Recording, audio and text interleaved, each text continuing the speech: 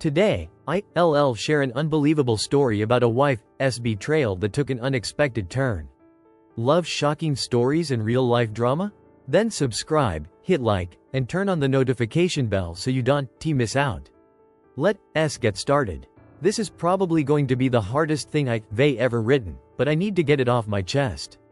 Maybe someone out there has been through the same hell and can offer some advice. Or maybe this will help someone else recognize the signs I missed. Either way, here goes nothing. My wife and I have been married for 8 years. We have 2 kids, a 6-year-old boy and a 4-year-old girl. I always thought we had a good marriage. Not perfect, but whose is? We both work full-time, me in finance and her in marketing. Life has been busy with the kids and our careers, but I thought we were handling it well. I thought we were a team. About 6 months ago, Sarah started having these health concerns. Nothing specific, just general fatigue, headaches, the occasional dizzy spell. I was worried at first, suggested she see a doctor. She found this new family practice that had opened nearby, run by Dr. Matthews, who she said came highly recommended by a coworker. The first few appointments seemed normal. She'd come home and tell me about tests they were running, how thorough Dr. Matthews was, how caring and attentive. I was grateful someone was taking her health seriously. Then the appointments started becoming more frequent. Every 2 weeks, then every week. Each time she'd come home with a different explanation. More tests needed, follow-ups, monitoring her condition. I started to notice changes in her. She was more concerned with her appearance, buying new clothes, spending more time getting ready. I actually thought it was a good sign. Maybe she was feeling better about herself. She started working out more, which the doctor had recommended. She seemed happier, more energetic. The supposed health issues that started this whole thing seemed to have magically disappeared. When I asked about her test results, her answers became vague. "Oh, Dr. Matthews says everything is looking better, but we need to keep monitoring." When I suggested I come with her to an appointment, she'd get defensive. "You're so busy with work, and there's no need. It's just routine stuff." One night, Sarah mentioned she had to go to a specialized appointment the next day that might run late. I offered to pick up the kids from school, and she seemed oddly grateful, almost guilty. That afternoon, I was paying bills when I noticed our credit card statement had a charge from the Grand Plaza Hotel downtown. It was dated from 2 weeks earlier when Sarah had another late appointment. My stomach dropped. I told myself there had to be an explanation. Maybe her credit card was stolen? Maybe it was a mistake? I called the hotel, pretending to need a copy of my receipt. They emailed it right over. Room service for 2, champagne, check-in at 2 p.m., check-out at 6 p.m. And there it was.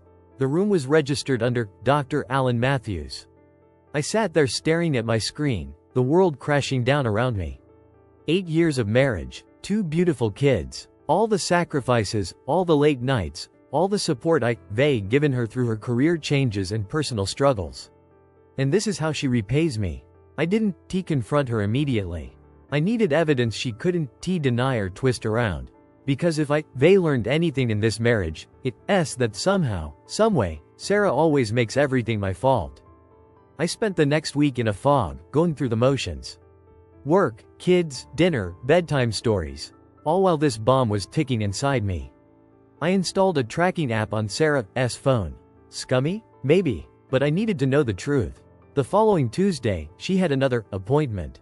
I watched on the app as her location pinged at the Grand Plaza Hotel again. Not the doctor's office.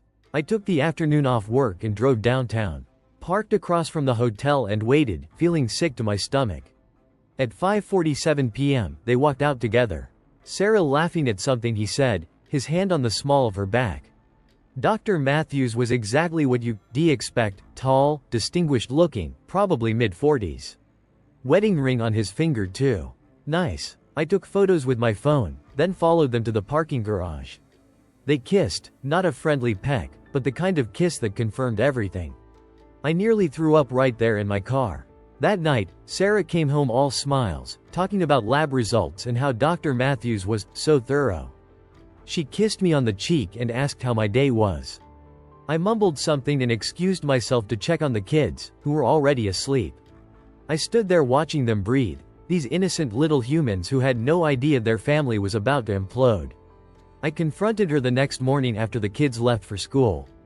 I laid out the evidence, the credit card statement, the photos, the tracking app data. I expected denial, maybe tears, possibly even remorse. What I got was rage. Somehow, impossibly, she turned it all around on me. "You tracked me? You followed me? What kind of controlling psycho does that?" she screamed, face contorted with anger I'd never seen before. "You cheating on me with your doctor, and I am the problem here?" I asked, stunned. "You have no idea what my life is like." She shot back. "When was the last time you really looked at me? When was the last time you asked how I was feeling and actually listened?" Alan listens. Alan sees me. Alan, first name basis with your doctor. Nice. He's more than my doctor. He's the first man in years who's made me feel alive, who treats me like a woman and not just a mom or a roommate. I laughed bitterly. "So it's my fault you screwing another man? I work 50-hour weeks to give you and the kids everything. I coach Ethan's soccer team on weekends. I do bath time every night so you can have me time. What exactly do you want from me? That's just it. You do all these things and think you husband of the year. But emotionally, you checked out years ago. We haven't had a real conversation in so long. When we have sex, it's like you just going through the motions. So talk to me. Go to counseling. Don't fuck the family doctor. I tried talking. You never heard me. You were always too tired or too busy with work or the kids. Alan makes me feel wanted. He makes me feel beautiful." She went on, listing every perceived failure of mine over 8 years of marriage. Every forgotten anniversary. Every time I was too tired for date night. Every complaint about my snoring or my work schedule or how I load the dishwasher wrong. According to Sarah, I had essentially forced her into another man's arms by being an inadequate husband.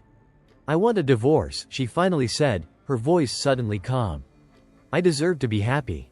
I stared at this stranger wearing my wife's face, this woman who could betray our family and somehow twist it into a story where she was the victim.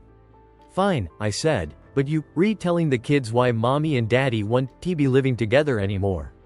Her response chilled me to the bone. "The kids will be fine with Alan. He's great with children." The next few weeks were a special kind of hell. Sarah moved into the guest bedroom, spending most of her time texting and taking calls in whispered tones. She told me she needed space to figure things out, but her smug expression told me she already figured everything out. She was just waiting for me to break. I consulted a lawyer, a shark recommended by a colleague who been through his own divorce nightmare. My lawyer didn't sugarcoat anything. In this state, infidelity doesn't impact division of assets much. She'll likely get custody since she's the mother, and you'll pay child support and probably alimony. But we can fight for 50-50 custody. I felt sick all over again. Not only was my wife cheating, blaming me for it, and destroying our family, but I would be financially punished too. The system felt rigged against fathers who just wanted to be in their children's lives. One night, I overheard Sarah on the phone, giggling like a teenager. "Alan, stop. You terrible. Yes, they'd talk to a realtor. I like the one with the pool better. The kids would love it." She was already house hunting with him, planning their new life together while I was still reeling from the bomb she dropped on mine. The next morning, I was making breakfast when she strolled in, already dressed for work. I noticed she was wearing the diamond earrings I'd given her for our 5th anniversary. "Taking family heirlooms to your boyfriend's place now?" I asked, nodding at the earrings. She touched one earring delicately. "These? You gave these to me. They mine. My grandmother's diamonds are yours. The same way half our savings and the house I paid for are yours."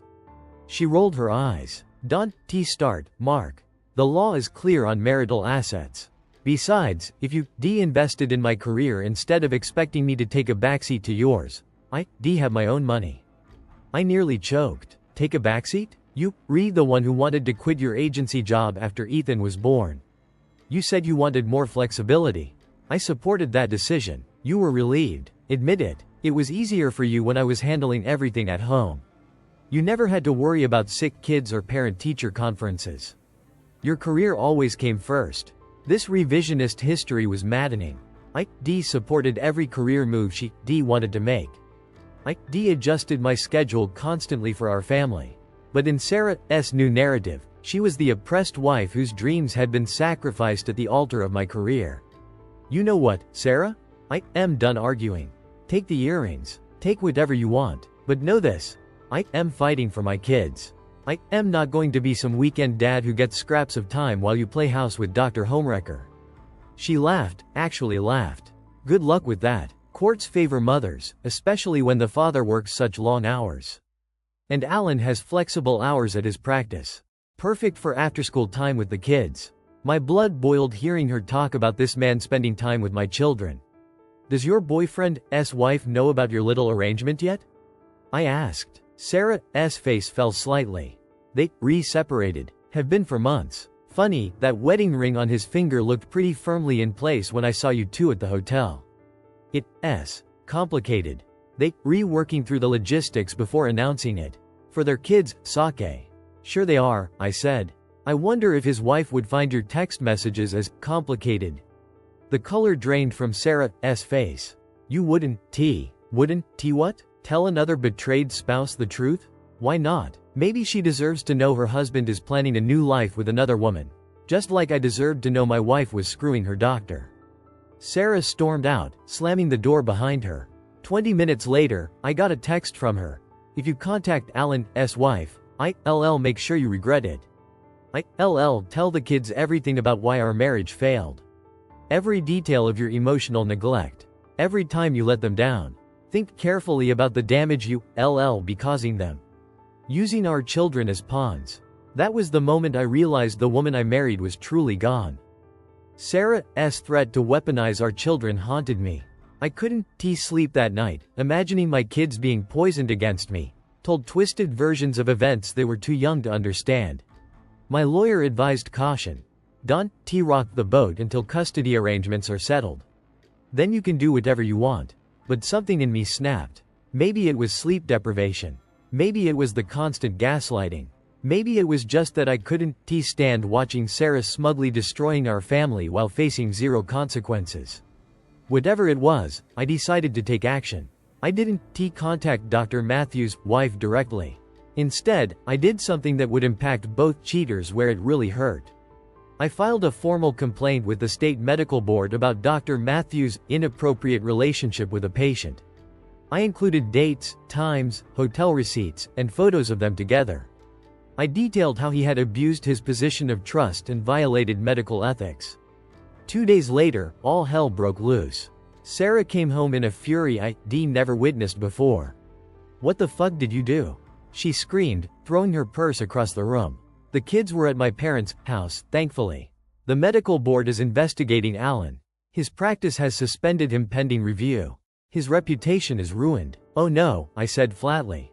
Actions have consequences. How terrible. She was practically hyperventilating. You vindictive bastard. This is his career. His livelihood. Maybe he should have thought about that before sleeping with his patient.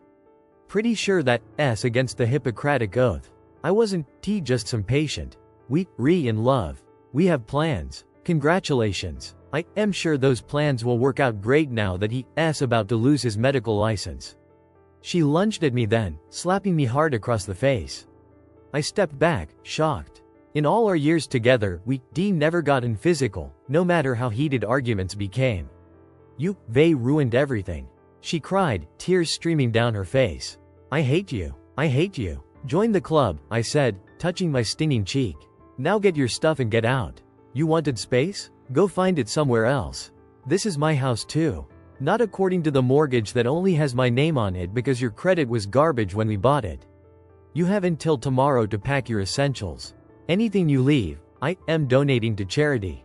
It was a bluff. Legally, she had rights to the house regardless of whose name was on the mortgage, but she didn't know that. She stormed upstairs and I heard drawers slamming, closet doors banging. An hour later, she came down with 3 suitcases. This isn't over, she said, voice cold as ice. You'll regret this. I already regret the last 8 years, I replied. After she left, I poured myself a whiskey and sat in the sudden, eerie quiet of my half-empty home. I should have felt victorious. Instead, I just felt hollow. The next morning, I got a text from an unknown number. This is Amanda Matthews. Alan's wife. we need to talk. We met at a coffee shop across town. Amanda was elegant, composed, but with red-rimmed eyes that told me she'd been crying. Unlike Sarah's narrative, the Matthews were not separated. Not even close. They had 3 teenage daughters and had just renewed their vows on their 20th anniversary trip 6 months ago.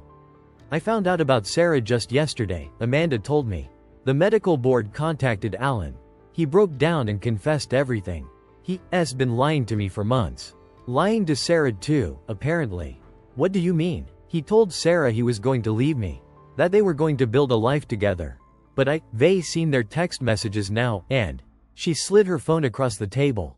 I read the exchange with growing disbelief. Sarah, when are you going to tell Amanda? We need to move forward with our plans. Alan, soon, baby. It's complicated with the girls. You know that. Sarah, they've been saying that for months. I am putting my whole life on hold for you. Alan, and I appreciate your patience. You're amazing. But my oldest is applying to colleges next year. I can't drop this bomb right now. Sarah, so I am just supposed to wait another year? While you play happy family with her? Alan, it won't be that long. I promise. Look at everything I am risking for you. My marriage, my practice, my reputation. Doesn't that prove how much I love you? There were dozens more exchanges like this. Dr. Matthews stringing Sarah along, making empty promises, while she eagerly planned to break up his family just as she had broken up ours. He never intended to leave you, I said, sliding the phone back. Amanda nodded grimly. Alan's a serial cheater. Sarah's the third affair I know about. He loves the chase, the excitement. Once it gets real, once there are actual consequences, he always backs out. I laughed bitterly. And now they're both facing consequences. Yes, they filed for divorce, Amanda said. And I am supporting the medical board investigation. He violated his oath. He deserves whatever comes next.